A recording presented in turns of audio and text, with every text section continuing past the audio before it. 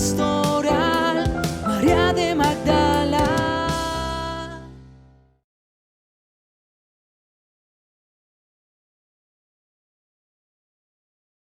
Lo que hagamos esta noche, que sea para la gloria del Padre, del Hijo y del Espíritu Santo. Amén. Estamos saludando a todos y cada uno de los 28 secretariados. Para que no se nos olvide el nombre, recordémoslo. Apartadó, Arauca, Barranca Bermeja, Barranquilla, Bogotá, Bucaramanga, Cali, Cartagena, Cartago, Cúcuta, Engativá, Girardot, Magangué, Manizales, Medellín, Montelíbano, Palmira, Pamplona, Pasto, Pereira, San José del Guaviare, San Gil, Sincelejo, Soacha, Sonsón Río Negro, Villavicencio, Zipaquirá, Pacho y Chía. Bueno, ahí vemos en pantalla una de nuestras dirigentes de Bogotá, pues del grupo de los jóvenes, ¿no? Sí, muy buenas noches. Buenas noches, buenas noches, buenas noches. Bueno, dicho esto, entonces, saludarlos y pedirles que sigamos en oración por tantos hermanos nuestros que están enfermos y hoy desearía pedirles una oración especial para que el Señor reciba en su reino a nuestra hermana María Elvia Molina. Es la señora madre de una de nuestras estudiantes, Jenny Esperanza Suárez Molina, de la Escuela de Formación de Dirigentes del Secretariado Arquidiocesano de Bogotá. Y también seguir orando para que el Señor reciba en su reino a los hermanos de Soacha que han fallecido, o por lo menos uno, el señor Vera. Y por todas las personas que están ante la angustia de esta pandemia.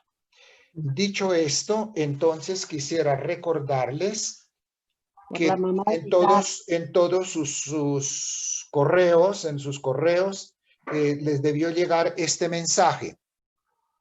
Señor Vocal Nacional de Comunicaciones, Paz y Bien de Colores, le estoy enviando el documento de la referencia para ser entregado a los estudiantes, chicos y chicas de la Escuela Nacional Bíblica MSC Colombia. Atentamente, Luis Alberto Campos Salamanca, Vocal Nacional de Estudio. Y el contenido para que lo recordemos, dice así. Escuela Nacional Bíblica MSC Colombia 2020, envío número 1, vocabulario bíblico, entre paréntesis, hermana Ana Francisca Vergara Abril, orden de predicadores, y Fray William Vázquez Alarcón, orden de predicadores, Centro Bíblico Pastoral María de Magdala. Los términos técnicos son perícopa, midrash, delimitación del texto, exégesis, hermenéutica, quiasmo, inclusión semítica, parábola, metáfora, alegoría, lenguaje simbólico, paralelismo antitético, métodos sincrónicos, y pues entre esos métodos sincrónicos está el análisis retórico, el análisis narrativo y el análisis semiótico. Método histórico crítico. Y entre ellos la crítica textual, análisis filológico, crítica literaria, crítica de los géneros, crítica de las tradiciones, crítica de la redacción, acercamiento canónico, el recurso a las tradiciones judías de interpretación, la historia de los efectos del texto, acercamiento por las ciencias humanas, acercamiento sociológico, acercamiento por la antropología cultural, acercamientos psicológicos y psicoanalíticos, acercamiento contextual, acercamiento liberacionista, acercamiento feminista y lectura fundamentalista. Entonces, digamos, a ver, desde el 15 hasta el 31, todos esos términos los pueden seguir aclarando fuera de lo que Fray William nos explicó. Se les hace una sugerencia bibliográfica y es la interpretación de la Biblia en la Iglesia de la Pontificia Comisión Bíblica, que se puede encontrar en Paulinas, en librerías del Minuto de Dios. Ah, mire, veo el Sagrado Rostro de la hermana Ana Francisca. Entonces estoy aquí haciendo una lectura para cumpliendo la tarea que nos habíamos impuesto desde hacía 8 días. Entonces, está servido el plato para seguir degustando esta maravilla. Les quería comentar lo siguiente. Cuando normalmente esta relación de términos de estudio, pues no es lo normal en un curso bíblico introductivo. Desearía que nosotros realmente captáramos la hondura y la profundidad del curso al cual estamos asistiendo, ¿no? Entonces, en ese sentido, yo les sugiero que adquieran el libro, La interpretación de la Biblia de la Iglesia, de la Pontificia Comisión Bíblica, para leer con mayor calma y mayor entendimiento estos términos. Dicho esto, hermana, quería pedirle hoy un favor. Continuando con esta técnica, así porque nos ha dado muy buen resultado, ¿no? Muy buen resultado pedagógico. Entonces, que hoy o cuando su señoría lo quiera con el padre, entonces que hablemos un poquitín, in extenso, bueno, no tampoco, del mito. Porque pues en la Biblia eso es una cosa que hay que ponerle mucho cuidado, ¿no? Entonces, pues es como para ese favor, ¿no? Y entonces ya sería una nueva etapa de términos técnicos para entrar a profundizar. Pero si lo pueden dejar para la otra clase, pues no hay problema y continuamos con Marcos. No, de pronto, como buenas noches para todos. Antes que nada, muy buenas noches. Espero que estén bien, descansados. Dentro de 8 días hay descanso. ¿Ah, sí? Porque entre 8 días es festivo, ¿no? Dentro de 8 días es 20, ¿qué? Hoy es 10, el 21 es un lunes festivo. Dentro de 8 días. 17. Los dejamos descansar. 17. Ah, 17. 17. Bueno, perfecto. Sí. Uy, llega la señorita Mariela. ¿Cómo está, señorita? ¿Ah? Y yo quiero retomar entonces el término mito, porque nos va a servir. Ah, bueno, y yo voy hermana. a decir, miren, la palabra mito corresponde a... perdón, hermana, disculpe, Daniel, ¿ya está la grabación? ¿Ya empezó la grabación? Daniel. Sí, está Daniel, grabando. ¿Ya está grabando? Ah, bueno, listo. Porque no portemos... Y ahora pues, Fray William completará también. Bueno, el listo. mito es una forma de narración propia, digamos, de muchos pueblos de la antigüedad, ¿no? Pero el mito no son mentiras. Hay que partir de allá. Ni el mito son verdades. 100%. Ni son mentiras. ¿Qué es el mito entonces? El mito es la forma de contar algo a los pueblos, digamos, la forma de narrar y de ir contando algo que va a ser sobre todo los mitos fundadores. Hay mitos que hablan de la fundación digamos, de civilizaciones o de la fundación de grupos humanos.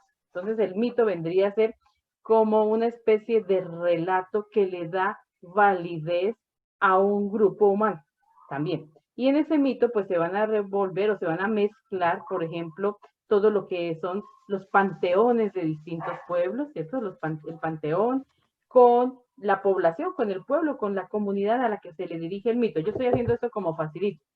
Como quien dice, el mito es una forma de narrar también aquello que a lo mejor desconocemos. Los mitos griegos, la mitología griega es la más conocida para nosotros. Pero la mitología griega tiene unos personajes. Los personajes son los dioses griegos. El panteón griego. El panteón es panteón. Pan es una palabra griega que quiere decir lo grande, digamos que la totalidad. La totalidad de los dioses griegos entran en la mitología griega. Y esa totalidad de dioses griegos, muy parecidos a los hombres, quienes escriben los mitos son los hombres. Y al escribir los mitos van a colocar, por ejemplo, a los dioses en diálogo, en conversación, en disputas, en querellas, en búsquedas, en, digamos, en todas las relaciones que se tejen alrededor de los dioses y que a la vez son las relaciones que se tejen alrededor de los humanos. Porque ustedes ven que los dioses griegos se enfurecen, que los dioses griegos se pelean entre ellos, que los dioses griegos se asesinan entre ellos, que los dioses griegos son envidiosos, celosos, son mujeriegos, las mujeres son hombreriegas, diría yo, bueno, mejor dicho, tienen todos los problemas que tenemos nosotros relacionales, ¿cierto? La infidelidad como la fidelidad, se desarrolla el tema de la maternidad, se desarrolla el tema de la relación marital. Entonces, todo lo que son relaciones humanas hace parte de los mitos. Claro, con un montón de imaginación. Entonces digo yo, no son mentiras, pero tampoco son verdades. No son mentiras en cuanto que tenemos que darle, como dijera yo, como poder responder a preguntas que nos hacemos. Ahí surgen los mitos. Los mitos surgen cuando queremos responder a muchas cuestiones de nuestra vida, de nuestra cotidianidad, de nuestra existencia. Ahí surgen los mitos. Y hay hombres que se especializan en crear mitos. Homero es un especialista, ¿cierto? Homero es el que escribe la Ilíada, la Odisea, y nosotros diríamos es un hombre que se especializó en este género de escritura, en esta manera de escribir. Por lo tanto, eso pertenece, por ejemplo, al pueblo griego. Pero en Roma también había mitos. Si nosotros nos vamos a Mesopotamia, donde nace el pueblo de Israel, donde se origina la escritura, la Biblia, allá también hay mitos. Entre los sumerios hay mitos. Entre los babilonios hay mitos, entre los persas hay mitos. Todos los pueblos tienen su mitología y nosotros, por ejemplo, en Colombia también tenemos nuestra mitología, ¿verdad? La mitología indígena. Tenemos nuestras narraciones, en Perú también, en toda comunidad, digamos, toda comunidad antigua. Quizás hoy también tenemos mitos. Hoy también a veces creamos mitos cuando no sabemos explicarnos. No sé si me escuchan. Sí, sí, madre, sí, madre. Por ahí Sí, alguien sí, dice sí. que yo escucho perfecto, Estela. Ah, ya, es Estela. Ya. Yo pensé que me está diciendo que no escucho nada. Bueno, y diría yo, pero en la Biblia tenemos que tener cuidado. Madre, ¿Sí? ahí quisiera hacerle una pregunta. Sí, tenemos que tener mucho cuidado porque no podemos denominar los textos bíblicos como textos mitológicos. Ahí hay que tener mucho cuidado. Sí, Luis Alberto. Mire, es que en las escuelas, usted sabe que tengo a mi cargo algunas escuelas y sobre todo una escuela bíblica que dirigí unos 12 años. Entonces, cuando se trataba el tema, claro que me acompañaba un ilustre biblista, profesor de la Santo Tomás, ¿no? César Barato Abello. De pronto lo ha oído escuchar. Claro que sí, sí lo conocemos. Sí, es un ecologista tenaz. Bueno, avance. Entonces, decíamos esto, que en la Biblia, es decir, para las ciencias bíblicas, el mito es una narración que utiliza lenguaje simbólico o metafórico con la finalidad de transmitirnos un mensaje teológico salvífico y que además el mito y ese lenguaje simbólico es lo que nos permite entrar en contacto con el trascendente, con el absoluto. No sé si eso está muy elevado, no sé si eso está... Pues digamos que es bonito, suena bonito.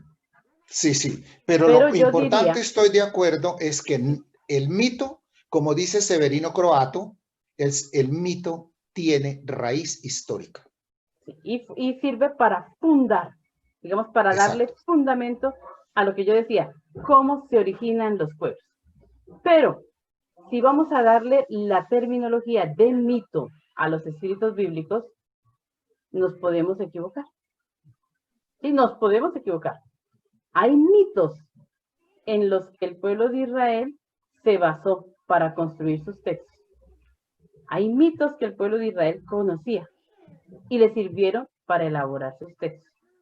Por ejemplo, el mito babilónico del Enuma Elis. Sí, ¿no? o el mito de los, exactamente, de los dioses y por qué los dioses crean a los hombres, porque ese es un mito que viene a contarnos por qué los dioses sienten la necesidad de crear a la raza humana, por ejemplo. También el mito de la creación del hombre a partir de la arcilla. Eso está en la mitología griega, pero eso está también en la mitología sumeria, ¿verdad? El hombre creado a partir de la arcilla, y el pueblo de Israel, nosotros diríamos, adopta. Acuérdense que en algún momento lo dijimos, y si no lo vamos a decir aquí, adopta elementos que llegan de otras tradiciones y de otras culturas, lo alóctono, lo alóctono. La aloctonía es un movimiento en la Biblia y es tomar aquello que viene de otras culturas o de otras tradiciones y me pueden servir, pero los elabora no como mitos.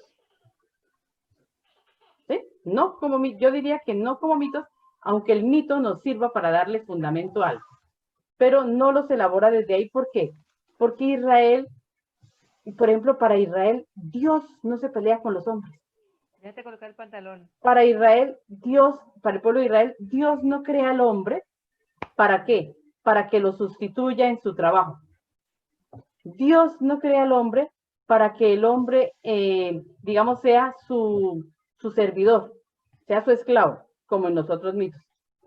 ¿Cierto? Hay mitos donde el hombre es creado, la raza humana es creada para ser, digamos, ser dependiente de los dioses, claro que sí, pero para ser, digamos, servidores de los dioses, esclavos de los dioses. O porque simplemente les dio rabia y con la rabia crearon a los hombres. Hay algunos mitos así de ese estilo. O sea, nacemos como por venganza de los dioses en algunos mitos y en otros nacemos por la necesidad que tienen los dioses de que nosotros los sirvamos. Los sirvamos, por ejemplo, en Muna Elis, también los hombres son creados para que rieguen lo que los dioses ya no quieren ir a regar alrededor del gran río, ¿cierto? Ellos ya no quieren ir a regar para que crezca la semilla o crezca el trigo, entonces los hombres son creados para que vayan a hacer ese trabajito en los que los dioses no se quieren meter. Entonces, hay algunos biblistas de estos históricos críticos del siglo XIX que hablaron mucho de desmitologizar la Biblia. Y Bullman, por ejemplo, Bullman fue uno de ellos. Él escribe un librito que se llama Desmitologizar la Biblia, ¿verdad? Entonces aparece toda esta terminología del mito, pero si nosotros vamos a hablar con un judío, con la tradición judía, con los rabinos, esa palabra no hace parte. Esa palabra no hace parte de la escritura de los textos. Los textos no son mitológicos, sí son textos fundadores. O sea, son textos que le van a dar fundamento y digamos que son los textos que van a fundar una identidad. Esos son. Entonces nosotros tenemos, por ejemplo, los relatos de la creación contados desde la tradición bíblica, aunque tomen elementos de otras culturas, no son iguales. ¿Por qué? Hermana. Porque para Israel, Dios es uno. Hermana, Dios es uno y la relación de Dios con la humanidad es muy distinta. Sí, Luis Alberto. Podríamos decir aquí, pues mis palabras no son originales, pues casi ninguna, no faltaba más. El padre Fidelio Ñoro Consuegra, uno de mis formadores en Biblia, nos decía, a los estudiantes hay que explicarles con calma que los 11 primeros capítulos del Génesis tienen fundamento mítico y para eso habría que estudiar con profundidad el género literario mítico. Dijo, pero si ustedes no quieren utilizar la palabra mito, utilicen, diga, que los 11 primeros capítulos del Génesis son narraciones precientíficas. Sí, y ni siquiera nos tenemos que interesar por eso. O sea, ni siquiera nos tenemos que interesar por lo científico o lo no, aunque lo diga el padre Fidelio Ñoro o lo digamos otros biblistas, no nos tenemos que preocupar por si son científicos o no. ¿Por qué? Porque el tenor de esos textos no son para nada científicos, ni les importa la ciencia. ¿Sí? No les importa nada de eso, ni precientíficos, ni post, ni nada de eso. ¿Por qué? Porque lo único que le interesa al pueblo de Israel es crear identidad. Entonces yo más bien daría una palabrita. Eso lo digo yo bajo mi responsabilidad. Y lo digo a partir del judaísmo. a partir del judaísmo, a partir de la tradición judía, estos 11 primeros capítulos de la Biblia tienen por objetivo crear identidad. Es una nación que está emergiendo en el exilio. Es un pueblo que se está creando, es una religión que nace en el exilio y tiene necesidad de tener identidad. Entonces, un pueblo sin identidad no puede liberarse, no puede sentirse libre, no puede sentirse dueño de una tierra, no puede sentirse un pueblo que avanza, podríamos decir. Todos tenemos necesidad de crear identidad y esa identidad nos va a dar unidad. Entonces, Israel en el exilio es un pueblo que tiene, que digamos, a partir de su estado de exiliado, crea identidad y en esa creación de identidad escribe sus textos tomando lo que le sirve de otros pueblos. ¿Sí? Toma lo que le sirve. Ahí está el genio judío, el genio hebreo. Es saber aprovechar lo que viene de otros lados. Y eso sí lo hacen de maravilla, pero con un único objetivo, crear identidad. Acuérdense que el peligro más grande que ve el judaísmo siempre es sentirse absorbido por otra cultura, sentir que pierde su esencia cuando están en contacto con otros pueblos. Es decir, esto se llama el peligro de la... Esto tiene un nombre, se me fue, siempre se me escapa. Es el peligro de que yo pierda mi identidad en medio de los otros pueblos. Para ello, los relatos se crean con el objetivo de darle fundamento a un pueblo. Acuérdense que el judaísmo nace en el exilio, como religión. Su cuna es el exilio. Y en el exilio va a crear los textos. Y los textos son tan bien organizados y tan bien elaborados que le dan fundamento de por vida al judaísmo. Entonces, por ejemplo, si yo voy a leer el relato de la creación, Génesis 1 hasta el 2:4, yo voy a encontrar que eso no tiene nada de científico. Absolutamente nada. Ni le importa al judaísmo. ¿Listo? Aunque tiene cosas muy interesantes. Pero en cambio sí tiene un orden tan lógico y una manera tan bonita de organizarlo y de irlo colocando. Es como una poesía bien organizadita, que el objetivo es que el hombre llegue a descubrir el valor del séptimo día. Y al llegar al séptimo día, se dé cuenta quién es él. El séptimo día es lo más importante en el relato de la creación. Ni siquiera es el sexto día, aunque crea el hombre. No es ni el primero, ni el segundo, ni el tercero, pero todo tiene una lógica. Un elemento que yo siempre digo es, empezando ¿por qué? Porque cuando está el relato de la creación, por ejemplo, a Israel no le importa, digamos, no busca darle nombre a cada día, no le importa. Quiere marcar los días con números, 1, 2, 3, 4, 5, 6, 7. ¿Cierto? Lo va a marcar así, de 1 a 7, porque se quiere demarcar completamente y porque quiere mostrar que es un pueblo diferente también. Que toma, yo vuelvo y lo repito, toma elementos de otras culturas porque son importantes. Pero todo le sirve ¿para qué? Para completar su único objetivo es crear identidad y que el pueblo no se deje manipular. Entonces, cuando, mire, algo bonito es que, por ejemplo, los días en el relato de la creación no tienen los nombres que tienen los días en Babilonia, ni los nombres que tienen los días en Grecia y Roma. Acuérdense que el calendario greco-romano o el calendario babilónico tenía los nombres de la semana asociados a los astros. El lunes era la luna, el martes era Marte, el miércoles era Mercurio, el jueves era Júpiter, el viernes era Venus, el sábado era Saturno y el domingo era el día del sol.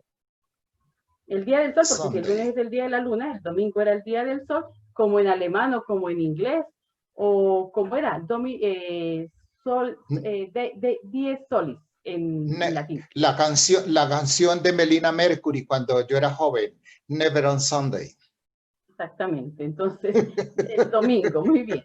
Y nosotros diríamos, y él dice, no, los días tendrán números.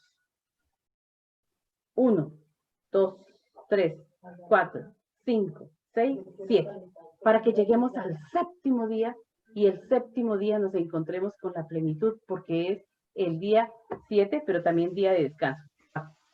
Shabbat, día de descanso, 7, que es el día consagrado por Dios. Bueno, luego empieza a crear y cuando llega al cuarto día, acuérdense, cuarto día, creación de los astros. El pueblo de Israel dice, ojo, cuidadito, aquí no vamos a nombrar ni sol ni luna. No los nombró, simplemente dijo las grandes luminarias, la grande y la pequeña. Y estas grandes luminarias, la luminaria mayor y la luminaria menor, les van a servir de guías para que ustedes sepan, digamos, sepan organizar los años, los meses, los días y sepan las fiestas. Pero nunca los va a colocar como dioses, que era para Babilonia. O sea, todo el relato es de una, digamos, de un cuidado para ser tan bien tejido que el objetivo sea llegar a sentirnos que somos hijos de Dios. ¿Por qué? Porque dice al inicio del relato que Dios creó el cielo y la tierra, ¿cierto? Que Dios lo engendró, incluso, dice ahí. Este es el engendramiento del cielo y de la tierra. Y más adelante se engendra el Adán, y a su imagen y semejanza, diríamos. Y después el Adán va a engendrar también a su imagen y semejanza, y empieza todo el ADN de Dios a circular. Entonces nosotros decimos, esto es otra cosa. Ustedes los pueden comparar, los textos, lo que pasa es que en los textos bíblicos nosotros le hemos metido mucha, digamos, los hemos querido volver textos históricos y textos científicos. Y a ellos no les importa, eso no pelea con el evolucionismo. No pelea con nada porque no es la importancia, no es lo que le interesa a estos primeros relatos. Lo único que le interesa es crear identidad. Entonces, miren, ¿cuál va a ser los primeros detalles del primer relato de la creación? Como las caras. Pues nos metimos con esto, ¿cierto? Que hacia dónde apunta. No, pues este es del tema. No, genial, genial. Sí, hacia dónde apunta, digamos, el primer relato de la creación. Hacia dónde apunta ese primer relato de la creación. Tiene varias características. Lo primero es dar por sentado que Dios es el Dios creador. Uno, primer elemento. Dios es el que crea, Él es el creador. Y aquí no hay más dioses. Uno, aunque su nombre sea plural. Dos, que el mal no forma parte del plan divino. Porque no hay absolutamente nada malo en el relato. Todo es bueno y muy bueno. O sea, el mal no hace parte del plan divino. Después van a venir otros relatos. Pero en el primer relato queda establecido que el mal no forma parte del plan divino. Y otro elemento importantísimo, 3. No hay razas ni hombres superiores. ¿Cierto? Dios los crea varón y hembra al mismo nivel. No, en el primer relato de la creación no salió la mujer del varón. No, ese es distinto al segundo relato. En el primer relato de la creación, Dios creó al Adán y lo hizo a imagen y semejanza suya, a imagen y semejanza de él los creó, varón y hembra los creó. Así dice el relato. O sea, no hay diferencia de razas ni de hombres. No es superior el varón a la mujer, ni la mujer es superior al varón. No hay superioridad, no hay negros, blancos, azules, rojitos, amarillos, no hay razas. Hay unidad, todos somos iguales. Y eso lo crea en el exilio y quizás lo quiere mostrar bien clarito. ¿Por qué? Porque para los babilonios sí hay diferencia de razas. Sí hay diferencia de razas y hay superioridad de razas, ¿cierto? No, bueno, y otro, y es el elemento que a mí más me gusta, y están en el exilio, porque están en el exilio después de que perdieron todo en Israel y tuvieron que ir al exilio, ¿verdad? Y perdieron el templo. Dios prevalece en el tiempo. Es más importante el tiempo que el espacio. ¿Sí? Entonces, ahí diríamos nosotros, Dios prevalece en el tiempo y no en el espacio. Por eso es que el relato comienza con 7 días. Y Dios es Dios en el tiempo y no en el espacio. En el primer relato de la creación no hay un lugar, no hay Edén, no hay ningún lugar, no hay templo, no hay tierra de Israel, no hay tiempo. El tiempo prevalece sobre el espacio porque Dios habita en el tiempo y no en el espacio. ¿No les parece una maravilla? Eso es toda una teología. Entonces, ahí viene mi conclusión, para que siga el padre William. Estos relatos son teológicos. son mucho más que relatos míticos o mitológicos. Son teología pura y de la más bonita. Es descubrir quién es Dios y quiénes somos nosotros los creyentes en relación con Dios. ¿Sí? Entonces, por ejemplo, quédense con esto. Después del exilio, en el exilio, cuando se pierde todo, aunque después se vuelve otra vez y se cae, y que el templo, y que no sé qué más, y que la sinagoga y el templo, porque siempre nosotros somos hombres que volvemos y caemos en lo mismo, ¿no? Pero en el exilio, ese relato está diciendo, miren, Dios habita el tiempo es sagrado. Dios bendijo y consagró el séptimo día, no un lugar. No hay un solo lugar que sea sagrado. Usted va a decir, uy, la hermana tan herética, el templo es sagrado, la iglesia es sagrada. Sí, pero eso puede caer. ¿Sí? Se puede caer, se puede derrumbar, puede pasar, pero Dios siempre estará en el tiempo. Y lo que vale es el tiempo consagrado a Dios. Y mi relación con Dios en el tiempo. Eso es una maravilla. Eso es una maravilla que es más actual que nunca. Hoy lo vemos con lo de la pandemia. ¿Sí o no? Dios prevalece en el tiempo, no en los templos. Aunque peleemos por ir al templo. Sí, porque hay mucha gente preocupada porque no puede ir a misa. Sí, está bien, muy bien. Pero Dios está por encima del espacio. Dios está en el tiempo. Y a mí eso me parece una maravilla. Bueno, a mí, yo no sé. Por eso les digo que esto es bajo mi responsabilidad lo que estoy diciendo, pero me parece que esos elementos de la creación son maravillosos. Y después tendremos tiempo de pronto de leer otro texto del Antiguo Testamento. ¿Se dan cuenta cómo el Nuevo Testamento nos hace ir al Antiguo Testamento? Porque así deberíamos leer. Bueno, no sé, si por allá Mariela levantó la mano. Hermana, antes de retirar, el primer puntico, ¿cómo fue? El primero. ¿Cuál sería el primero? Dios es creador, el Dios creador. Dios es creador. Solo hay un Dios. Solo hay un Dios y Él es creador. Creador. Dar por sentado que Dios es el creador. Mire, y cuando se dice que creó cielo y tierra, para los judíos eso ya es una afirmación de fe. Porque cielo arriba, tierra abajo. Para ellos todo está ahí concentrado. Lo de arriba y lo de abajo concentra todo. Dios es el creador de todo. De todo. Sin necesidad de que yo desglose qué creo. Eso se llama un merismo. En la tradición judía es un merismo. Para ustedes que les gustan las palabras raras. ¿Cierto? A Luis Alberto que le fascinan las palabras para el léxico bíblico, eso se llama un merismo. Un merismo es lo que lo cobija todo. Entonces, si yo pongo cielo y tierra, es que todo está cobijado. Si yo digo grandes y chicos, todo está cobijado. Si yo digo jóvenes y viejos, todo está cobijado. Bueno, Padre William, para que continúe. ¿No, Mariela tenía la mano levantada?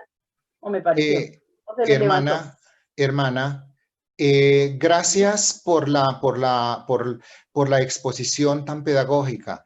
Y la pregunta, pues, la he hecho porque en el común de los días y en el común de la calle 19 de Bogotá, de las librerías estas gnósticas y todo eso, entonces se habla hoy con tanta facilidad y en la prensa y todo eso, del mito de la creación, del mito de los patriarcas, del mito del Sinaí, del mito de la resurrección, del mito del reino de Dios, y todo se convirtió en mito, ¿no? Entonces, una escuela de la calidad de esta tiene que tener claro qué es el mito desde el punto de vista de las ciencias bíblicas. Gracias, hermana. Genial. Y si quieren, yo los invito a que dejen el mito como un género literario sí, griego o de otros pueblos. Y aquí entremos más bien con la palabra de textos fundadores. Textos que dan fundamento, ¿cierto? Textos que están a la base, que son creados. Eso sí, que son creados. Ese relato de la creación es una creación. La palabra invención es muy linda. Ustedes saben que la palabra invención no es para decir una mentira. Una invención es algo magnífico. ¿Sí? Por ejemplo, sin la invención de la luz, no sé qué hubiéramos hecho. Sin la invención de este medio, no sé cómo estaríamos conversando. Entonces, la invención es algo mágico, es algo que surge en el momento en que la sociedad o la humanidad lo necesita. Por eso diríamos nosotros, estos textos son inventados, ¿en dónde? En el exilio. Y cuando digo inventados es que son ¿qué? Creados, elaborados, trabajados y se quedaron. es la mejor invención que puede haber, los relatos de la creación. Pero espero que me entiendan bien la palabra invención. Claro, No que claro, digan que claro, estoy diciendo que claro. son mentiras. No, Ujú. estoy diciendo es algo elaborado muy, pero muy bien trabajado. ¿Sí? Por eso es que hay un libro que se llama La invención del cristianismo. Pero ese libro no está diciendo que es una mentira el cristianismo, sino dónde nace. Inventar algo es darle vida, hacerlo nacer. Entonces, ese libro, que por allá se lo van a encontrar de pronto, sobre la invención de los textos del Génesis, es la creación, el origen, o la invención del cristianismo es darle vida al cuerpo, digamos, al cuerpo literario que ocupa nuestra fe, ¿cierto? Bueno, yo no sé si Padre Gracias. William quiere completar, yo creo que está listo, tiene la palabra en la boca ya. Gracias, hermana, gracias. Fray William. Bueno, les dejo ver mi bendito rostro.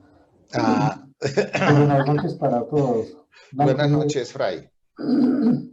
¿Cómo les va todavía? No, yo quiero que siga la hermana porque estoy aprendiendo mucho.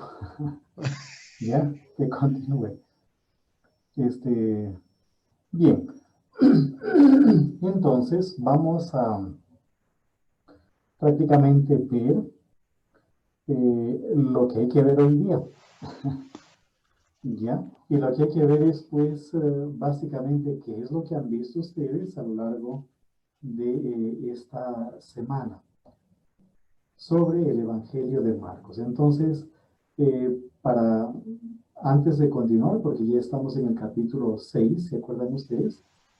En el capítulo 6, entonces, antes pues de continuar, sería bueno hacer un pequeño alto y queremos escuchar de parte de ustedes que han leído sobre el Evangelio de Marcos en la bibliografía pequeña que les proporcionamos la semana pasada, que van aprendiendo hasta ahora también, ¿ya?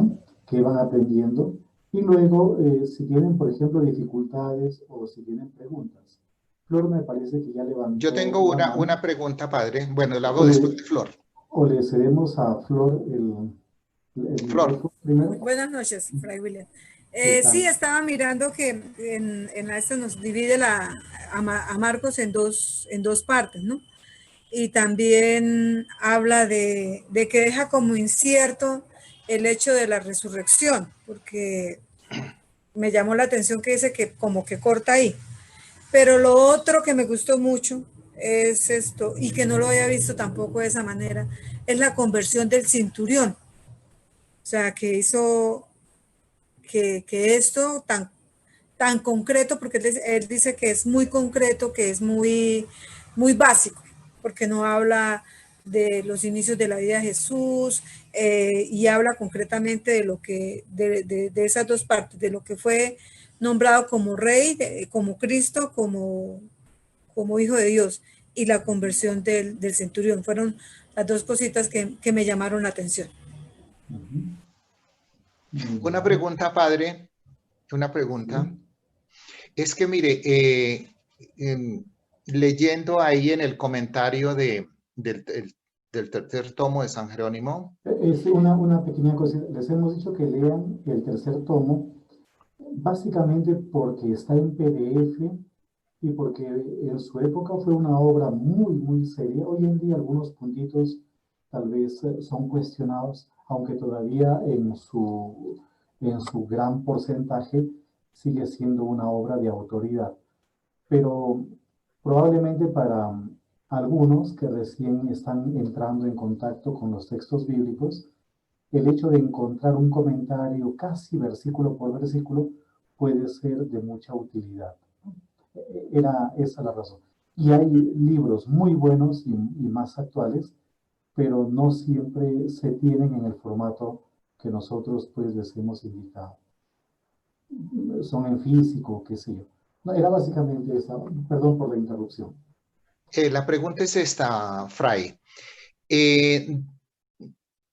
Cuando uno está leyendo documentos, por ejemplo, del Qumran, dice 1Q, digamos, S, ¿sí? Ah. El 1, pues, es la cueva 1 y el Q, pues, es lo de Qumran. Pero utilizan, por ejemplo, yo no sabía No sabía que en ese comentario estaba Fitzmayer.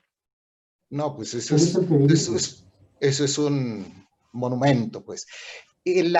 Dice LQ y he consultado por toda parte LQ. No. Estoy ahí. No sé qué es eso. No lo encuentro. LQ. Sí, eso está. Espérese un ratito. Yo leí eso y tengo exactamente el mismo problema. Y yo le comenté a Ana Francisca, tenemos exactamente el mismo problema. Hasta ahora no logro descifrar ese asunto. A no ser que sea la fuente Q. No, pero ¿por qué ahí? No. Puede ser el marco. No, sí. él hace alusión a Qumran. A Qumran, en Qumran, sí, pensé que en el texto. No, es decir, espérese, aquí debe estar. Vamos a ver, por ejemplo, sí, eso está en la página 67, concretamente en el comentario al versículo 5, 1:5, dice lo siguiente: eran bautizados en el río Jordán confesando sus pecados.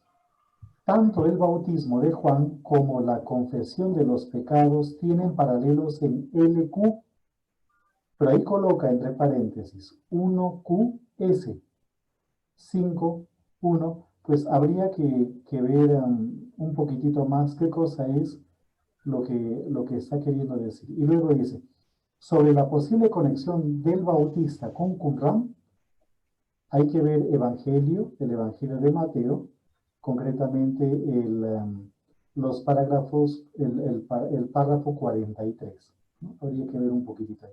Sí, eso está en la página 67, lo que menciona usted. Ahora, un pequeño paréntesis. Yo estoy recibiendo un curso dictado por la Universidad Hebrea de Jerusalén, concretamente por este Instituto Moria.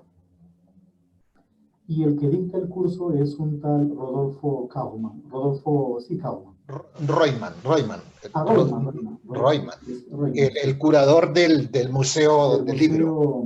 Sí, exactamente.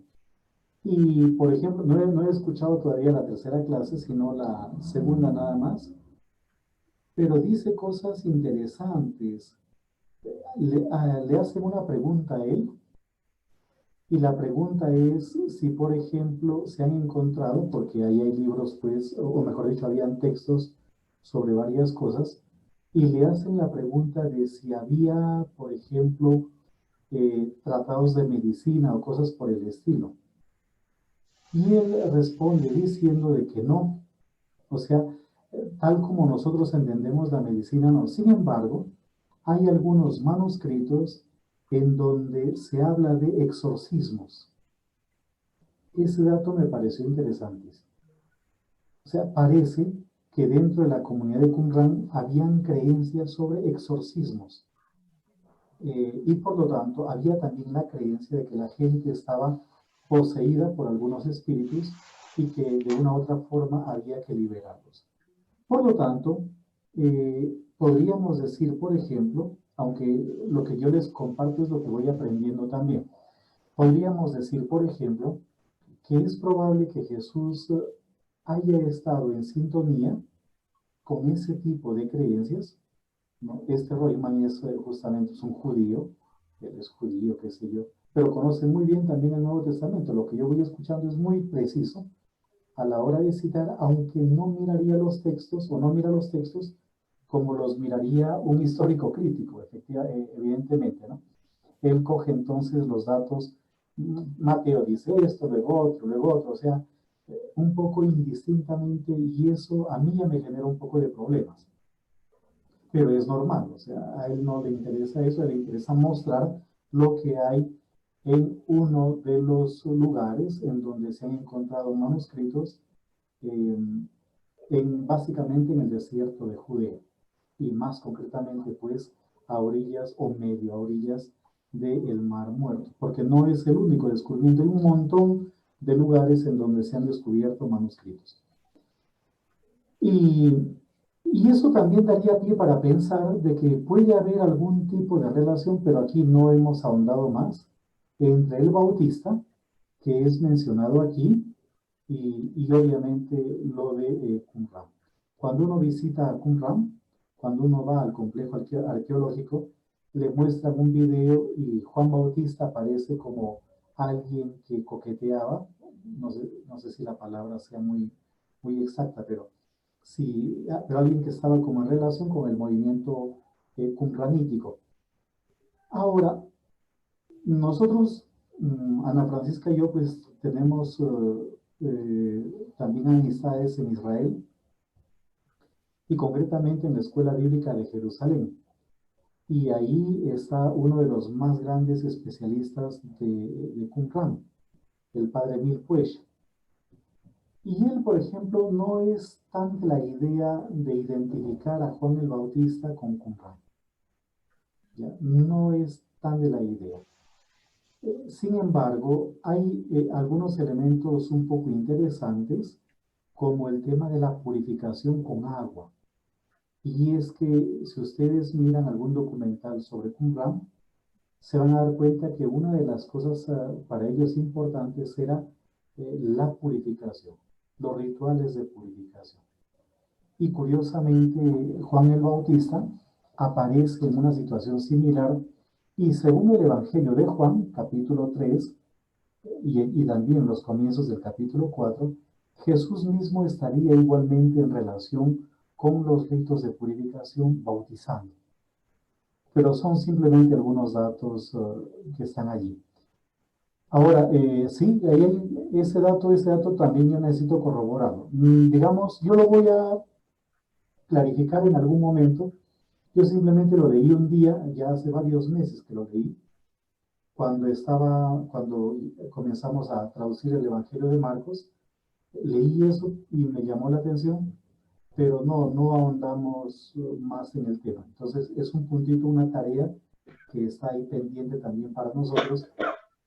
Puede que esté bien y nosotros estemos leyendo mal, o puede que también haya algún pequeño errorcito, ¿no? Después de todo, pues, es una nomenclatura que no siempre la manejamos habitualmente, y eso puede generar cierta confusión. Una pequeña cosa, obviamente el curso que estoy recibiendo yo es un curso, pues, personal, por decirlo así, porque le llega a uno el enlace y uno se conecta solito y no hay forma, como buen latinoamericano, no hay forma de descargar los videos y a través por todos los medios. Pero lo que estoy pensando, y para un grupo cerrado, por ejemplo, alumnos del Centro Bíblico y también para ustedes si desean, es proyectar estos videos. Podríamos fijar nosotros la fecha y los que deseen, los que tengan interés y tiempo, se conectan, porque yo creo que vale la pena escuchar a este señor o a estos señores, ¿no? Creo que vale la pena y nos puede dar muchas luces para entender incluso un poco más el Nuevo Testamento y concretamente los Evangelios. No sé si en parte respondí, Luis Alberto, a su inquietud. Sí, claro, Yo sí, tengo padre, exactamente claro. la misma inquietud que usted. Sí, Yo le sí. pregunté a Ana Francisca, que es la que más conoce, pues aquí ella es la que más conoce de temas de judaísmo, pero no le hemos dedicado tiempo. Yo creo que si le dedicamos un poquitito más de tiempo, esto lo desentrañamos. Gracias, padre. A nosotros les muestro, aunque ya había cerrado el archivo, pero les muestro solamente para como compartir entre hermanos, ¿no? Como un compartir, ya les muestro ahorita lo que estamos haciendo. Por ejemplo,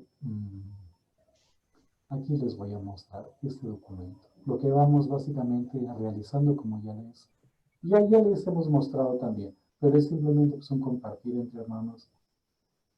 Como cuando uno está embarazado, y sería embarazada, ¿no? Embarazada y dice, mira, voy a esperar un niño y es varoncito o es mujercita, qué sé yo. Pues aquí también les mostramos este proyecto que poquito a poquito se va gestando. Aquí está. Entonces, para que vean, estamos revisándolo, estamos también redireccionando. Una de las cosas que nos damos cuenta es que, como se dice en buen colombiano, en el camino se acomodan las cargas. Entonces, estamos poquito a poquito nosotros también redireccionando este trabajo de investigación. El asunto Padre, se dice, por el camino se acomodan las enjalmas. las Es el enjalmas, término, ¿no? sí, señora, así Pero es. en el Perú es, en el camino se acomoda la carga. Ajá. Y es la carga, más que las enjalmas es la carga, porque cuando ya la ves está cargada, a medida que va avanzando, se va ladeando los costales de... Entonces en el camino ya uno le va, hasta que llega un momento en que la carga se estabiliza. A ver, es como de por aquí. Y también se dice cargas. Cargas, ¿no? También. En Santander también se dice carga, porque es la carga a la que se ladea, porque si se cae el enjalma, se cae toda la carga. Se cae toda la carga. Exactamente. En Sucre también se dicen cargas. Oh, Sí, claro. En que Sucre salieron también se dicen expertos cargas. en Salió el dichos. debate. Que salió el debate de los dichos colombianos. Muy bien, muy bien. Claro, sí, señor. William, yo creo que vamos en el Hay que defenderlos. capítulo 5, ¿Perdón, Anita? Yo creo que vamos en el capítulo 5. Todavía no vamos en el 6. Vamos a empezar el 5. En el 5 estamos, ¿no? Ya el 6. ¿Ya vimos el endemoniado de Gerasa? Sí, sí, sí. Ah, no. No. Vamos a empezar el quinto, por favor. No el quinto mal. Bueno, Entonces, adelante. miren, ahí está. Va a ser el quinto. Simplemente para que se den una idea pues, de lo que nosotros pensamos colocar en la página. Por ejemplo, este es el versículos 7 y 8 del capítulo 1. Entonces tendría textos veterotestamentarios, también textos neotestamentarios, y obviamente hay que ver si hay fuentes extrabíblicas.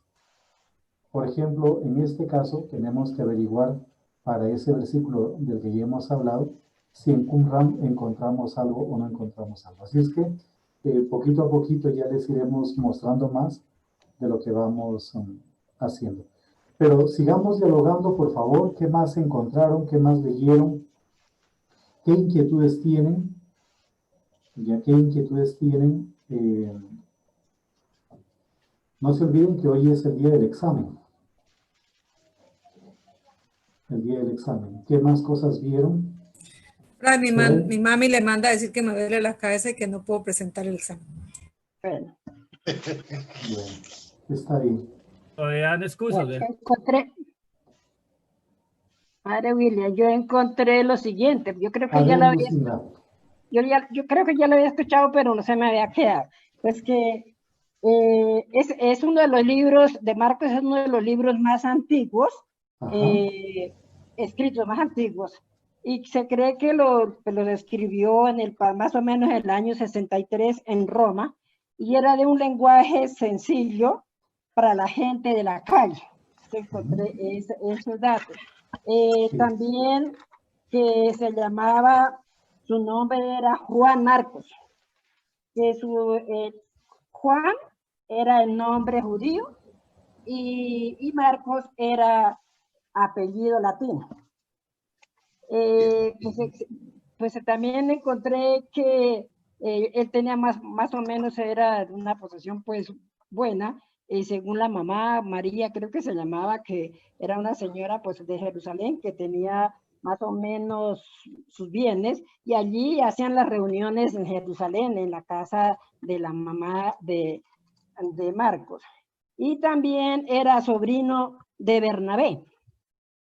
Bueno, eso fue lo que yo encontré. Bueno, y pues en sí, en resumen, lo que él anunció fue la vida, muerte y resurrección de Jesucristo, pues que fue como lo más importante que escribió pues en este libro. Sí, lo que dice usted es lo que normalmente se presenta en las introducciones al Evangelio de Marcos. Solo yo primero le felicito por pues el estudio que ha hecho. Esa es la primera cosa y me parece muy, muy bien. Y así que ánimo y a seguir adelante. Pero hay una pequeña cosa, y es que no nos olvidemos que lo que acaba de mencionar Lucinda, que está obviamente en muchos libros, qué sé yo, es básicamente un intento de justificación de lo que dice la tradición con respecto a la autoría del Evangelio de Marcos. Y esa es una tradición que viene desde la época de los padres de la Iglesia. Estamos hablando de probablemente finales del siglo I. Y es que las figuras de Pedro y de Pablo son figuras fueron figuras muy representativas. Pedro con relación a los cristianos provenientes del judaísmo y Pablo con relación a los cristianos provenientes de la gentilidad. Y es así entonces que se van a ver dos personajes también que están en relación con Pablo y con Pedro. Con relación a Pablo está Lucas, el famoso médico que aparece en la carta a los Gálatas, en la carta a Filemón, que aparece también, creo que en la primera carta a Timoteo. Y por otro lado está Juan Marcos, o Marcos, que aparece en el libro de los Hechos de los Apóstoles, que aparece igualmente en la primera carta de Pedro como compañero, como único compañero de Pedro en Roma. Entonces, Juan Marcos sería el compañero de Pedro en Roma, mientras que Lucas sería el compañero de Pablo. Y curiosamente hay una especie de similitud porque los dos se quejan de haber estado solos y los únicos que los acompañaron pues son estos personajes. ¿Ya? El único que acompaña a Pedro es Juan Marcos y el único que acompaña a Pablo es Lucas. Pero eso, como les he comentado, es obra de la tradición. Y aquí viene, esto sí que quede bien clarito, por favor. Aquí viene un elemento que debemos tener en cuenta. Lo que mencionó Lucinda también me parece interesante, y es que el Evangelio de Marcos ha sido compuesto en un lenguaje relativamente sencillo. Pero el Evangelio de Marcos refleja, por ejemplo, un contexto no palestino, sino más bien un contexto grecorromano. Hay varios elementos que nos hablan o que nos dejan ver que el Evangelio de Marcos ha sido compuesto en un contexto grecorromano. Y eso de que el autor del Evangelio de Marcos sería el Juan Marcos de la tradición es en realidad muy difícil de sostener o de mantener. Es muy complicado de mantener. Muy complicado. Porque si fuese el mismo, habría escrito de un modo diferente, porque conocería las cosas de un modo diferente también.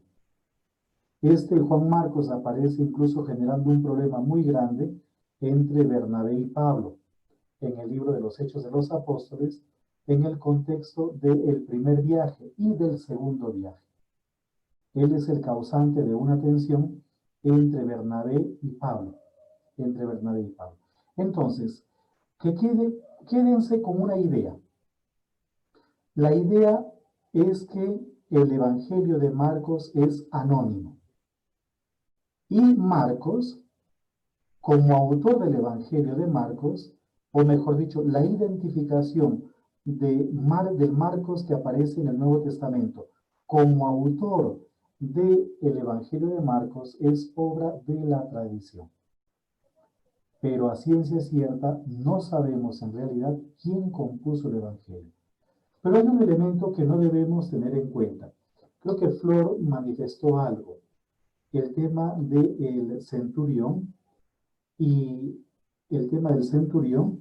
y también, por ejemplo, esto creo que fue Lucinda la que dijo de la simplicidad del lenguaje.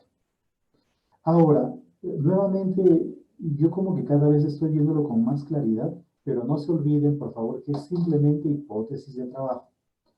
Lo que yo estoy percibiendo es que el Evangelio de Marcos no es obra de una persona, sino más bien el trabajo de compilación de varias. El lenguaje no es un lenguaje homogéneo, es un lenguaje muy heterogéneo.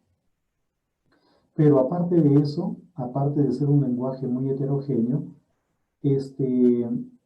parecería, y acuérdense de lo que vimos en la primera clase, nuestra primera reunión, parece que el Evangelio de Marcos era simplemente, disculpen por la palabra simplemente, por favor, pero era una especie como de libro orientativo o del libro base para una predicación que todavía se hacía o que se hacía de tipo oral. Ya de tipo oral. Por eso es que no tiene muchos detalles, porque parece que es un libro que servía de base para los que iban a predicar. O sea, eso es lo que yo al menos voy percibiendo. Obviamente todo esto hay que demostrarlo. Y lo que yo les digo, y estamos pues dentro de un ambiente académico, son simplemente en algunos casos suposiciones, pero tampoco porque pasé mala noche anoche, sino porque hay un sustento detrás. ¿Sí? Porque hay un sustento detrás. Entonces, volviendo a lo que les comentaba, primero que quede bien clarito que todos los evangelios son anónimos, que la identificación de los nombres con estos escritos es obra de la tradición y que en algunos casos no se puede mantener esa afirmación de la tradición. Por ejemplo, que Mateo sea el autor de Mateo, que Lucas sea el autor de Lucas, no se puede sostener a ciencia cierta. Si han leído la Biblia de Jerusalén, los que han escrito el comentario, la introducción, también se esfuerzan en algún momentito, en un primer momento, por ver si ese es o no es el autor, pero no se atreven a decir más cosas porque pues no es un libro totalmente de investigación, o sea, las introducciones no son el resultado de todo un proceso de investigación, sino a veces son más orientativas. Lo que les interesa a ellos es mostrar el texto como tal. Y obviamente pues no rompen con una tradición porque es difícil, es decir, yo les digo lo que les estoy diciendo, pero también yo sé que a las espaldas quedan muchos elementos más que hay que también tener en consideración. Muchos elementos más. Entonces, la crítica moderna en algunos casos como que choca con el tema de la tradición, cómo conjugar lo que viene por tradición y cómo también armonizar lo que la crítica moderna descubre. Ahí hay un problema grande. Sí, Anita.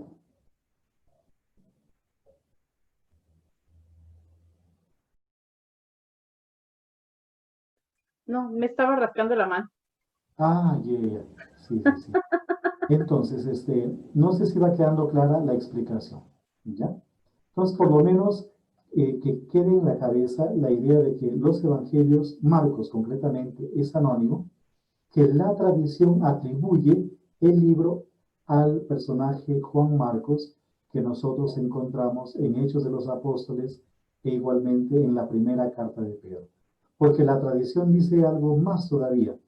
Y lo que dice, por ejemplo, Papías de Hierápolis, que después los demás padres de la iglesia repiten, es que así como Lucas puso por escrito la predicación de Pablo, Juan Marcos puso por escrito la predicación de Pedro.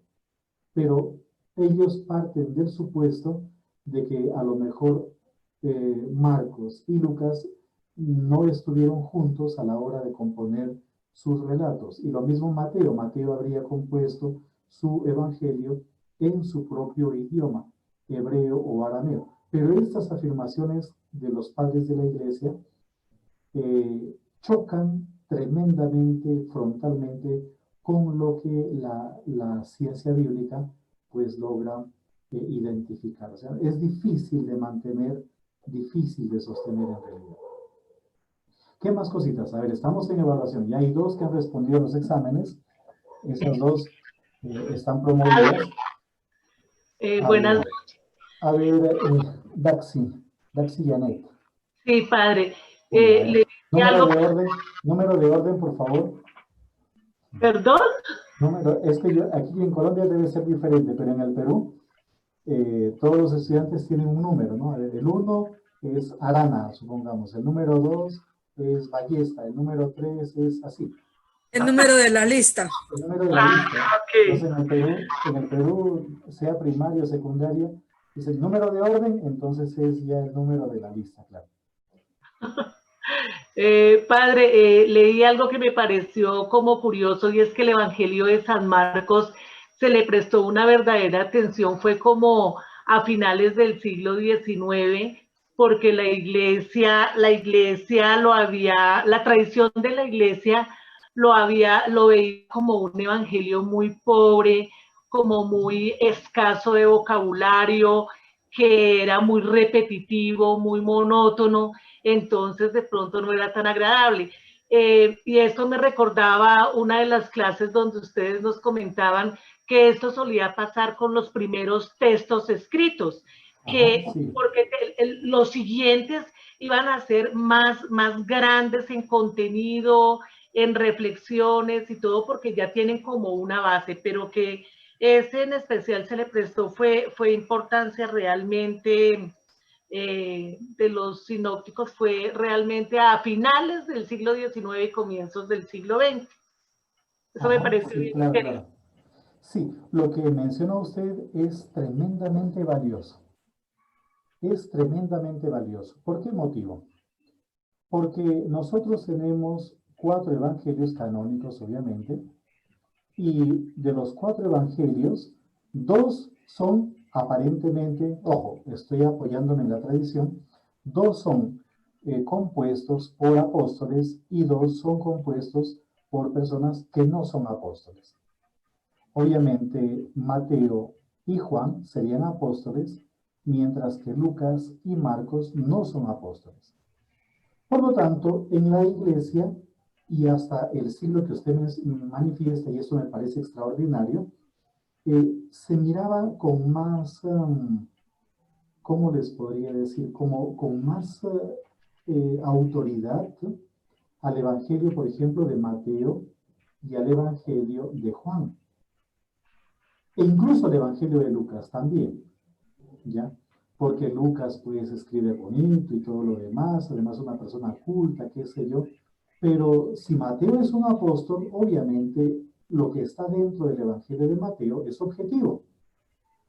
¿A quién le creo yo? ¿Al que estuvo en los acontecimientos o aquel que cuenta de lo que escuchó o de lo que leyó? Obviamente al que estuvo al que estuvo presente en la escena. Pero ahí está lo genial que menciona usted, lo extraordinario que menciona usted. Es decir, la ciencia bíblica comienza a mirar los textos y dice, a ver, un momentito. No podemos decir que Mateo haya escrito, primero sea un apóstol. El texto no es de un apóstol. Y en segundo lugar, el que escribió Mateo está leyendo otros textos. Y concretamente está leyendo Marcos. Por lo tanto, Marcos tiene que ser anterior a Mateo, y no solamente eso, sino que Marcos es una de las fuentes de Mateo. Por lo tanto, si Marcos es una de las fuentes de Mateo, Mateo como persona, como discípulo, ya no puede ser el autor del Evangelio de Mateo. Porque ¿cómo es posible que un discípulo necesite de una fuente y la copie prácticamente? Porque es que lo copia. Literalmente lo copia. Mateo copia a Marcos. ¿Cómo es posible entonces que un apóstol tenga una fuente, en este caso a Marcos, y prácticamente la copie? ¿Ya?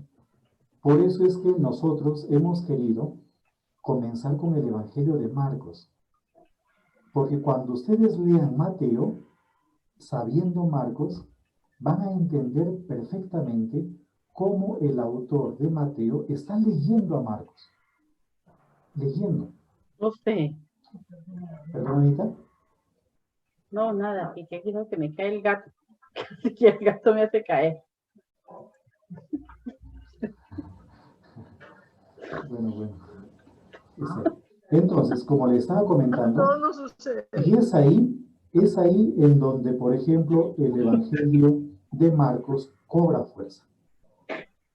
Ya, cobra fuerza. Porque sería el más antiguo de los Fray William. que poseemos. Fray William. Sí, Ana Aurora. Perdón.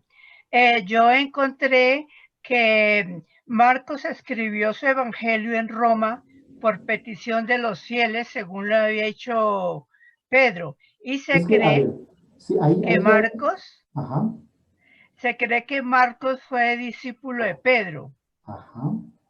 Y San Agustín llama a Marcos compendiador de San Mateo.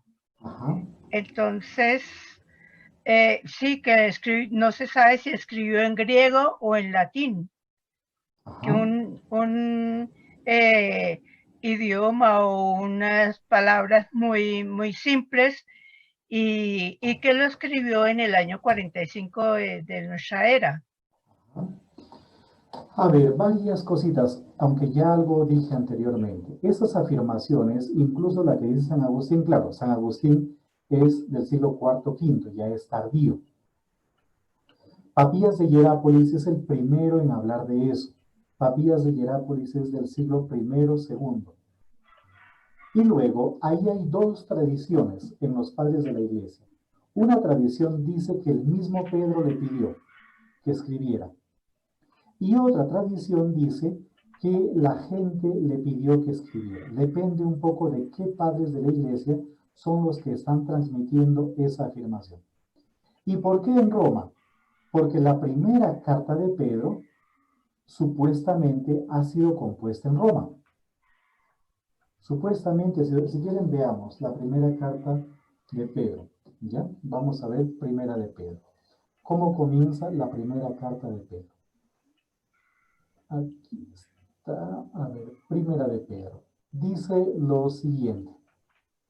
Pedro, allá tenemos un problema. El que escribe la carta es Pedro, pero no debería ser Pedro el que escribe la carta, sino que el que escribe la carta debería ser tal vez Cefas. ¿Por qué motivo? Porque en la carta a los Gálatas, compuesta más o menos en el año 54-55, se menciona a Pedro como Cefas, el nombre arameo de Pedro. Cefas. Por lo tanto, aquí tenemos el nombre de Pedro. Esto ya a los especialistas les hace parar el oído y dicen, esta carta ya no es de Pedro. Porque si la hubiese escrito él, no habría colocado el nombre de Pedro, sino de Cefas. Pero bueno, dejemos ese asunto para cuando lleguemos a las cartas católicas. Si nos demoramos un año por escrito, saquen ustedes la cuenta cuando llegaremos a la primera de Pedro. Entonces, Pedro, apóstol de Jesucristo, a los elegidos que viven como extranjeros en la dispersión, en el Ponto, Galacia, Capadocia, Asia y Bitinia. Pero vayamos al final de la carta, capítulo 5. ¿Ya? Capítulo 5. Dice 5:13. Pero les leo desde el 12. Por medio de Silvano, a quien tengo por hermano fiel, les he escrito brevemente, exhortándoos, atestiguándoos que esta es la verdadera gracia de Dios. Perseverad en ella. 13. Les saluda la que está en Babilonia, elegida como vosotros, así como mi hijo Marcos. ¿Qué significa eso de la que está en Babilonia? Babilonia es sinónimo de imperio. Y obviamente cuando esta carta se escribe, Babilonia no existía, sino que ha quedado como un referente para hablar del imperio, en este caso de Roma. Y ahí aparece el nombre Marcos. El problema es mucho más todavía, porque parece que esos versículos son añadidos en la carta, pero dejemos ese problema, ya no nos metamos en más problemas, para que vean ustedes que la Biblia son arenas movedizas, es un terreno pantanoso.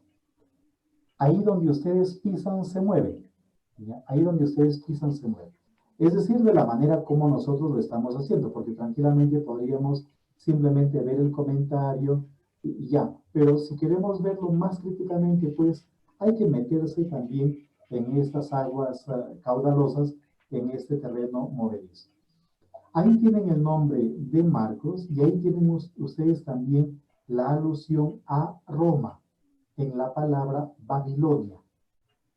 En el Apocalipsis también se menciona a Babilonia como sinónimo, o más que como sinónimo, como representativo, un nombre representativo de Roma. Ahora, Eso que acaban de mencionar ustedes es la tradición. Pero me parece que Luis Alberto en algún momento habló de que alguien había comentado de textos precientíficos. Hay que tener cuidado con la palabra ciencia. ¿Qué es ciencia en realidad? Pero aprovecho para decir lo siguiente. Hasta más o menos el siglo XVIII se leía la Biblia literalmente, o casi literalmente, aunque los padres de la iglesia, por ejemplo, sobre todo los alejandrinos, los egipcios, fueron extraordinarios y ellos ya se dieron cuenta de que dentro de la Biblia habían varios niveles de lectura, lo que les contamos en algún momento, los sentidos de la escritura, el sentido literal, el sentido espiritual, y dentro del espiritual los 3 sentidos que les manifestamos también. Ya ahí se habían dado cuenta de algunas cosas, ¿ya? Porque cuando uno lee, en este caso, los relatos del Nuevo Testamento y concretamente de los Evangelios, uno descubre cosas que no encajan en realidad. Hay cosas que no encajan, ¿ya? ¿A cuántos ciegos cura Jesús en Jericó? ¿A 1 o a 2? Pues depende. Si es Marcos es 1, si es Mateo es 2, si es Lucas es 1 también, pero no concuerdan, porque si es, por ejemplo, Marcos cura a un ciego cuando sale de Jericó, si es Mateo cura a 2 ciegos cuando sale de Jericó, si es Lucas cura a un ciego antes de entrar en Jericó, entonces, ¿cuál es la verdad? ¿Cuál es la verdad? ¿Ya? Cuando uno lee comparativamente los textos, uno se da cuenta de que hay un montón de elementos que no coinciden. ¿Quiénes fueron las mujeres que estaban a los pies de la cruz o contemplando la escena de la crucifixión? Los nombres tampoco coinciden entre los 3 evangelistas. Pero no solamente eso, sino que en el caso del Antiguo Testamento tenemos 2 relatos de la creación. Mi hermana ya nos habló un tantito de eso, pero tenemos 2 relatos, Génesis 1, Génesis 2. Pero tenemos también 2 pasos por el Mar Rojo que están fusionados. Hoy día, lean ustedes el paso del Mar Rojo y se van a dar cuenta que hay 2 relatos que han sido mezclados, literalmente mezclados. Un relato decía que ellos pasaron porque las aguas se abrió y otro relato decía que ellos pasaron porque durante la noche un viento secó el agua y a la mañana siguiente el suelo estaba seco. Total, las aguas se abrieron o las aguas se corrieron con la fuerza del viento. Y luego, por ejemplo, se pensaba, y esto está en el Evangelio de Lucas, y llegó hasta el siglo XVIII, se pensaba de que Moisés era el autor del Pentateuco. Pero en el libro del Deuteronomio se habla de la muerte de Moisés. Entonces, los defensores de la literalidad decían, es que él era un profeta y como profeta y tenía un contacto íntimo con Dios, él ya percibió su muerte y fue capaz de describir su muerte. Pero otros decían, no, eso es puro cuento. Eso es puro cuento. Pero no solamente eso, sino que leyendo, por ejemplo, el Pentateuco, descubrieron que los relatos diferían en cuanto a vocabulario se refiere, en cuanto a teología se refiere, en cuanto a época se refiere, y comienzan a decir algo interesante, y es que la Biblia, y aquí también entra en juego obviamente el Nuevo Testamento, no son textos compuestos de un tirón o por las mismas personas, sino es más bien la compilación de una serie de tradiciones. Y en el siglo XVIII, siglo XIX, se comenzó a poner en duda absolutamente todo, incluso la existencia de Jesús. En la época del racionalismo, se comenzó a poner en duda absolutamente todo. Y es ahí en donde surge el estudio crítico de la escritura. Antes se había hecho, pero no de forma muy organizada o sistemática, sino alguien por ahí se atrevía a decir algo, entre otras cosas porque nosotros los católicos no teníamos acceso a la escritura. Nosotros, desde el Concilio de Trento y hasta la encíclica Providentissimus Deus de León XIII en el año de 1893, los católicos no estábamos obligados a leer la Biblia. Y no solamente no estábamos obligados, sino que estábamos prohibidos de leer la Biblia. Y en algún momento la Inquisición española, cuando nosotros éramos España, amenazó con penas severísimas a los que leían la Biblia. Y básicamente de la Biblia se extraía lo que los grandes doctores pues decían que debíamos retener como materia de fe y de moral, de fe y de costumbres. Yo quiero decir una cosita, William. Si me oyen. Hola. Sí. ¿Me oye? Sí. Sí, y es que lo que decía Daxi, creo, ¿sí? Daxi, que hablaba sobre cómo es reciente, ¿no? Lo que el padre estaba diciendo ahorita, reciente el estudio de Marcos, prácticamente es reciente, desde los últimos siglos. Y diríamos, y alguien más decía, sí, porque ya, de todas maneras, los padres de la iglesia colocaban a Marcos de primera, a Mateo de primera, y lo hacían en razón, pues, señor. Y en arameo. Y en arameo, pero Marcos, diríamos, estaba de primera, pues porque está muy bien estructurado, eso ya lo ha dicho el padre William, y ustedes ya lo saben, muy distinto a Marcos. Pero también un elemento clave es que Mateo se constituyó en el evangelio de la iglesia, el evangelio más eclesial, y es el más eclesial, es el evangelio más eclesial, porque es el único que trae la palabra eclesia. ¿Cómo les parece?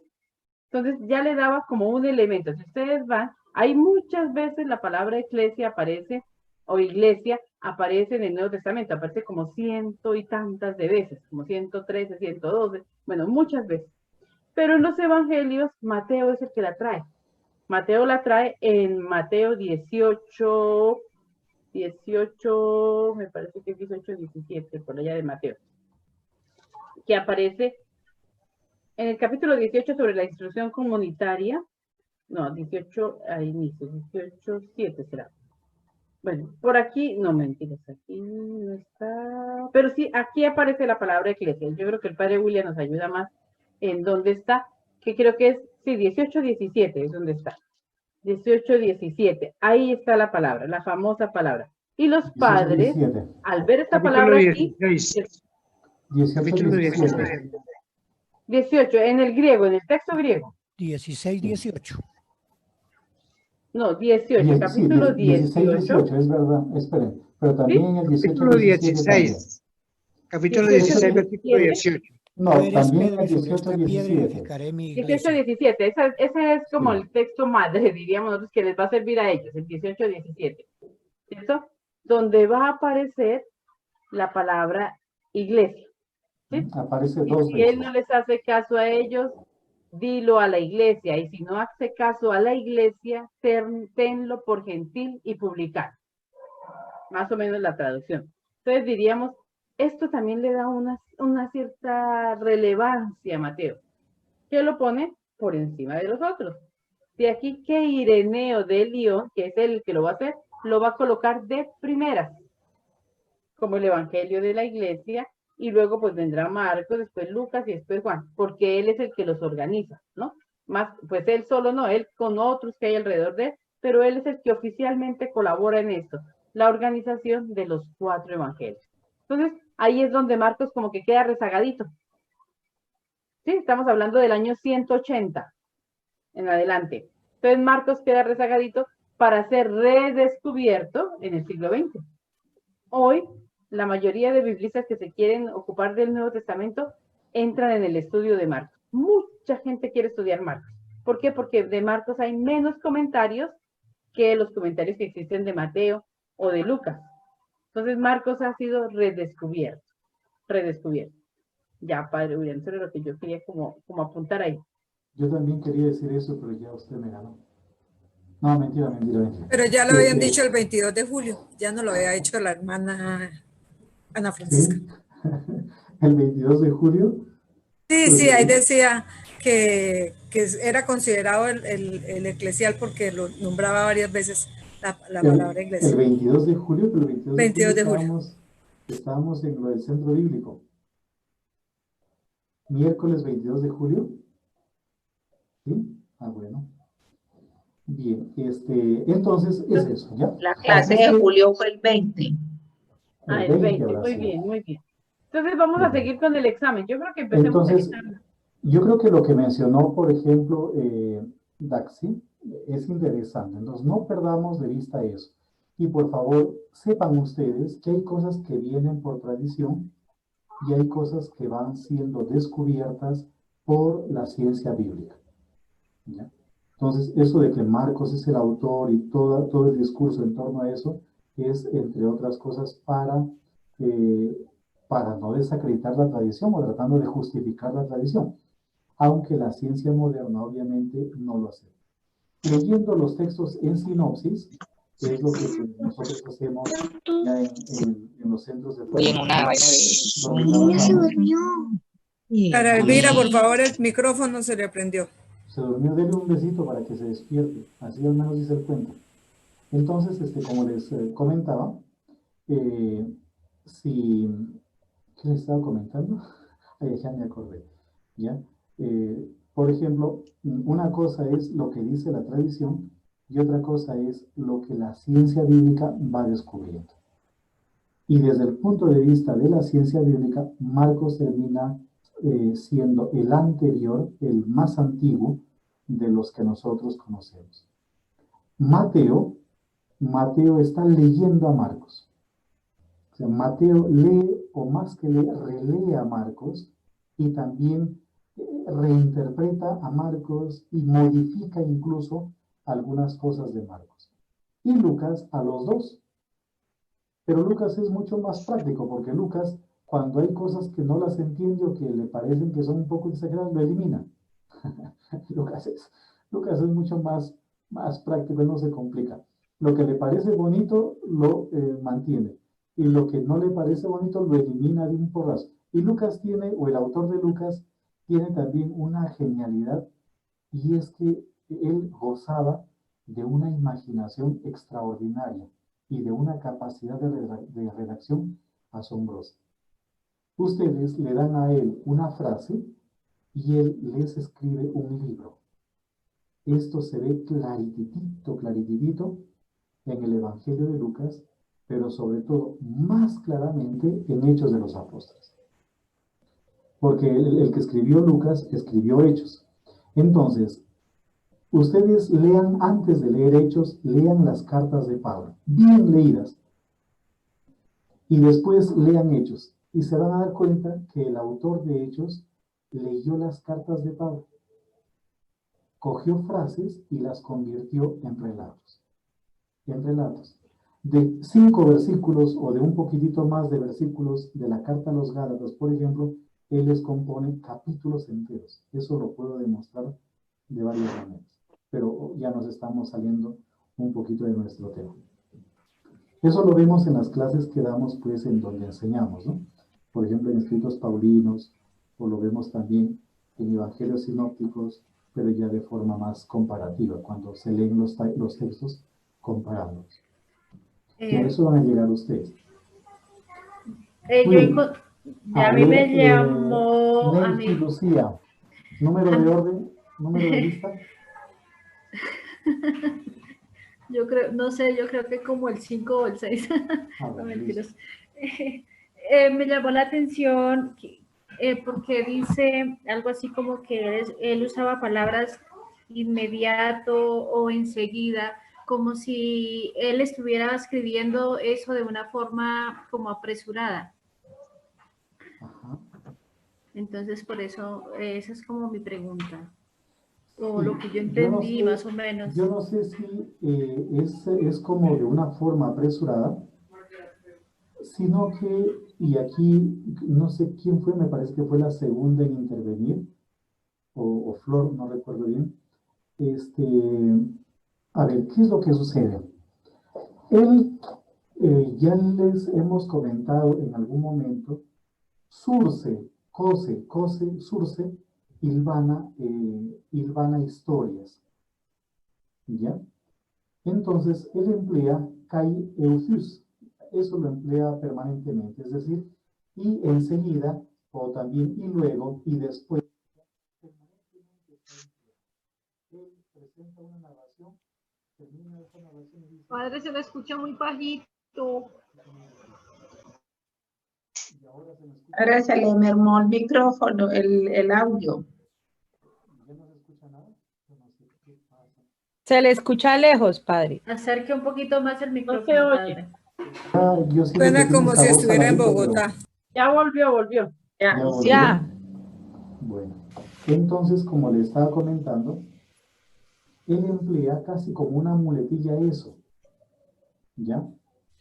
Y después, inmediatamente, y luego. Entonces, no es que esté escribiendo deprisa, sino eso refleja otra cosa. Padre, eso no fue lo que usted nos dijo que era el CAICI. Exactamente, a ver si logro mostrarles, aunque ya cerré el documento, creo que lo tengo aquí abierto. Por ejemplo, vamos a ver, miren. A ver, aquí está, les voy a mostrar.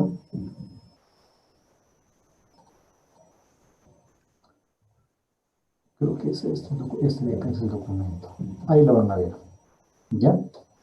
Entonces, miren, voy a agrandarlo un poquitito más. Aquí está el texto.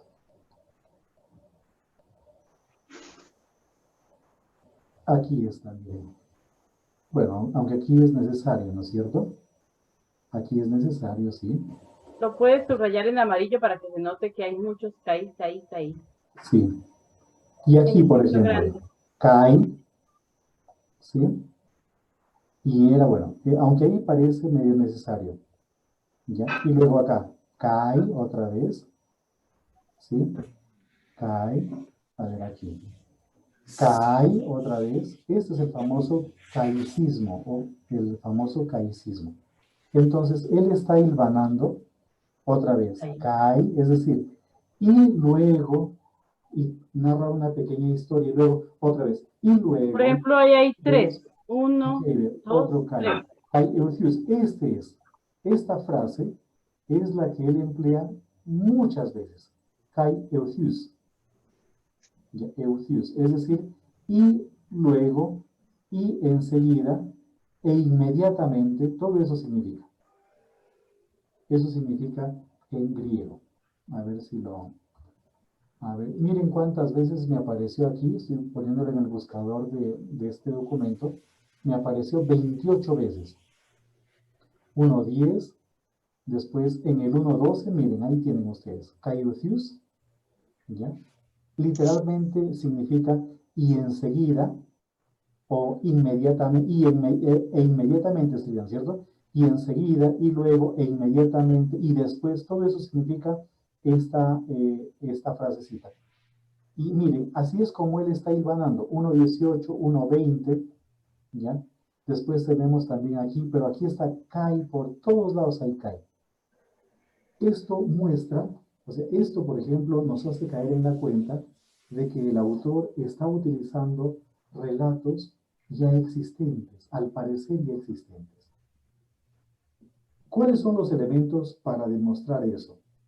Por un lado, el empleo constante de esta conjunción copulativa, pero al mismo tiempo es la heterogeneidad de la redacción. ¿Ya? La redacción no es homogénea. O sea, los relatos no están compuestos con un mismo estilo, sino que hay varios estilos. ¿Qué demuestra eso? Eso demuestra o bien que varias personas participaron en la elaboración del escrito, o demostraría que una o varias personas también utilizaron escritos preexistentes, que los hilvanaron, los compilaron, teniendo obviamente una estructura. Aquí es necesario que tengamos muy presente la primera clase que nosotros les dimos, el primer día en que nos encontramos. Acuérdense de 1 Corintios 15 y luego de Hechos de los Apóstoles capítulo 10. Eso lo deben tener ahí a la mano. Como por ejemplo leyendo 1 Corintios 15 comparado con Hechos de los Apóstoles capítulo 10, descubrimos que el esquema de predicación se amplía. Y curiosamente Marcos va en sintonía con el esquema de predicación que aparece en el Evangelio, en el libro de los Hechos de los Apóstoles. Es decir, el Evangelio de Marcos está reflejando una estructura de predicación, pero comienza justamente con el bautismo de Jesús, no con la infancia. Esta es una muestra de la mayor antigüedad del Evangelio de Marcos con relación a Mateo y a Lucas. ¿Sí, Anita? Nos dice Luis Alberto que la sala se empieza a desocupar. Nos dice en el chat. Eso es signo de que ya va a ser la hora. O ya pasamos de la hora. Hay 65 personas conectadas. William. Sí. William. Sí, don Antonio.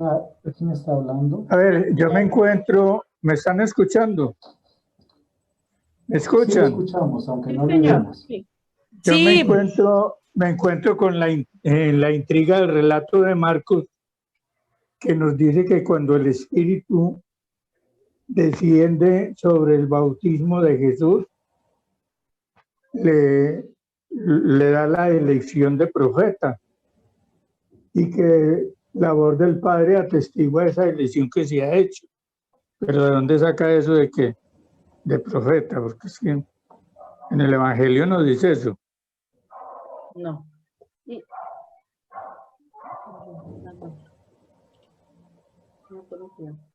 ¿Aló? Aló, sí. Entonces, al revestir a Jesús con el manto de los profetas, Marcos proporciona anclaje a su mesianidad. Sí, ya esa es la interpretación que está haciendo el texto, ¿no? La interpretación, y lo que está haciendo es, lo que están haciendo los comentaristas es pues emparentando a Jesús con los profetas, que eran ungidos, en ese sentido, como si fuese una especie de unción. Pero ya esa es la parte interpretativa. Podríamos estar o no estar de acuerdo. Aquí en la de Jerusalén hay una cosa que me pareció muy bonita. Dice, el lector asiste en primer lugar a la investidura real de Jesús, después de que el bautista haya anunciado su venida. La investidura, esa me suena bonita. Va a ser como dos elementos claves, digamos, en los evangelistas y en Marcos de manera particular, y es mostrar a Jesús en parte como profeta y rey. Profeta como que va más allá de los profetas y en él se cumplen las profecías, así como en Mateo. Y rey porque él será, digamos, el único Señor. El único Señor. Entonces, son elementos. Por eso, yo digo, cuando vayamos llegando como a la multiplicación de los panes, por ejemplo, vamos a ver a ese Jesús que el gesto que va a realizar es un gesto profético, el de la multiplicación de los panes. Cuando todavía no vamos llegando allá, sería en el capítulo 6, el relato de la multiplicación de los panes. Y ahí vamos a ver, sí, de la primera multiplicación, vamos a ver a un Jesús que se emparenta con los profetas. Entonces sí vamos a tener, don Antonio, textos que van en esa línea, que van a mostrar la profecía en Jesús, digamos, como era yo, el punto álgido de la profecía que se cumple en Jesús. Eso también es querido. Yo pienso que podemos ir dejando como una tareita para dentro de 8 días. Y yo los quiero invitar para que, a partir del capítulo 5, que es el que vamos a ver, va a aparecer algo interesante. Desde el 4, 35, va a aparecer algo que todavía no ha aparecido en el Evangelio y que va a surgir y va a venir de tiempo en tiempo. Y es ese Jesús que pasa a la otra orilla. Entonces ustedes van a encontrar en Marcos 4:35 que dice, aquel día al atardecer les dijo, pasemos a la otra orilla. Entonces yo los invito para que de aquí en adelante lean, vayan leyendo, a ver cuándo aparece ese paso a la otra orilla. ¿Sí? Vamos a encontrar esto de pasar a la otra orilla y cuál es el significado de pasar a la otra orilla. Es muy importante en Marcos, porque acuérdense que la geografía en el Evangelio también es una geografía teológica, también quiere decirnos algo. Entonces, ¿en qué consiste el paso? ¿Por qué pasar a la otra orilla? Es una pregunta, ¿y dónde lo vamos viendo? Ustedes lo van a encontrar varias veces. Pasar a la otra orilla. Entonces es como la invitación para que dentro de 15 días, cuando nos encontremos, podamos compartir sobre el capítulo 5, desde el 4:35 en adelante. Van a encontrar relatos interesantísimos de aquí en adelante, sobre Jesús que se va a desplazar, desplazamientos de Jesús. Esos desplazamientos, en el 7, por ejemplo, ya no es tanto que pasa a la otra orilla, sino que se va a ir hacia la región de Tiro. Entonces, los desplazamientos en el Evangelio de Marcos. Sí, yo no sé si William quiera dejar otra cosita, como son siempre No, yo lo 15 único días. que quería es prácticamente pues felicitarles a ustedes, de verdad. Por la lectura, claro. Por la lectura y por lo que han planteado. Lo que han planteado me parece muy interesante. O sea, claro, nosotros lo decimos para reírnos un poquito y para bromear el tema del examen, pero por ejemplo, el ejercicio que están haciendo es muy interesante. Ya, muy interesante. William, yo quería decirle algo. Número de orden, por favor. Ay, yo soy Luz, pero no sé el número de orden. Bueno, le vamos a colocar un 5. Investigando un poquito sobre el Evangelio de Marcos, en esto de los problemas sinópticos, yo encontré que Johannes Weiss en 1890 denominó con la letra Q a esta fuente, o sea, la fuente de Marcos, y dice que porque Queon, que significa fuente en alemán, y que esta sería la manera de expresar las fuentes de Marcos, de Mateo y de Lucas, pero que también se encontró y quedaron de acuerdo en que pues la mayoría dejan se estableció que la teoría de Marcos o los evangelios de él eran los más antiguos, y muchas otras cosas que ustedes ya han dicho, pero esto fue parte de lo que no escuché, lo de la Q. Exactamente, lo que acaba de decir usted es interesante y efectivamente no se ha mencionado eso. En alemán existe una palabra, la que usted acaba de decir ahí, la palabra Quelle, es decir, Q-E-L-L-E, que literalmente significa fuente. Entonces, cuando comenzaron, por ejemplo, a ver el origen de los textos, cómo es que los textos se originaron, y estaban rompiendo con lo que decía la tradición, de que Marcos había compuesto su evangelio, Lucas también, Mateo también, o sea, ya la ciencia bíblica no se creía mucho ese dato. Y comenzaron a ver cuáles podrían ser las fuentes. Y es ahí en donde va a surgir la hipótesis. ¿Qué pasó aquí? Yo lo puse. Es entonces ahí cuando va a surgir la hipótesis de las fuentes, más que de las dos fuentes, de las fuentes en general. De las fuentes. Esta que acaba de mencionar o que acaba de proyectar la hermana es la que se conoce como la teoría de las dos fuentes. Pero es una de las formas, porque la teoría de las dos fuentes tiene variantes, tiene variaciones. No es... Entonces, yo creo que en lo que menciona usted, tal vez ahí no lo tengo claro. Creo que alguno identifica a Marcos como si fuese esa bendita fuente Q, pero normalmente la fuente Q sería diferente de Marcos. Entonces, Marcos y Q serían dos fuentes de las que se originan los evangelios que nosotros tenemos, es decir, Mateo y Lucas.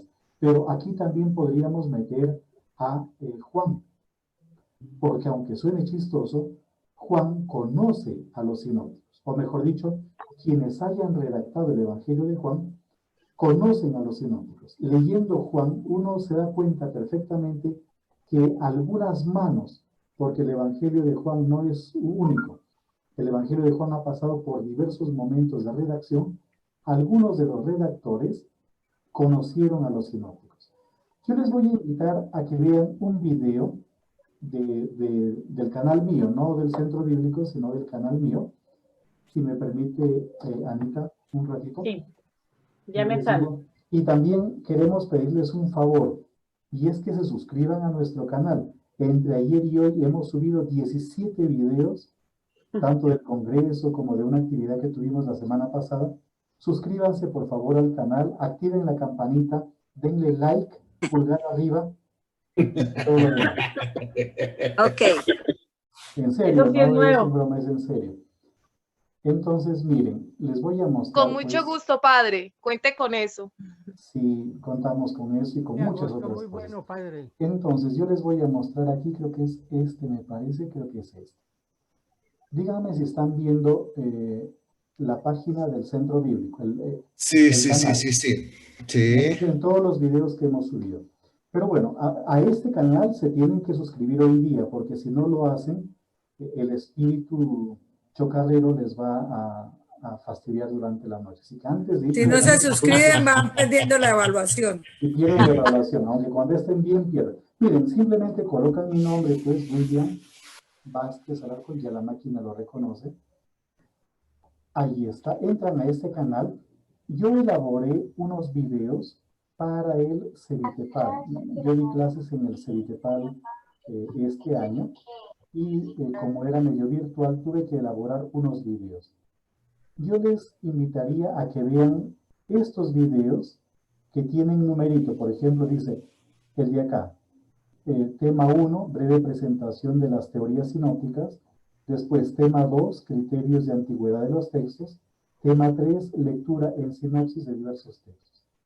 Son videos cortitos, cada uno dura como 5 horas. No, mentira.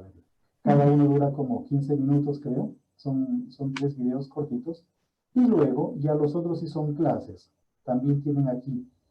Pero véanse esos 3 videos cortitos.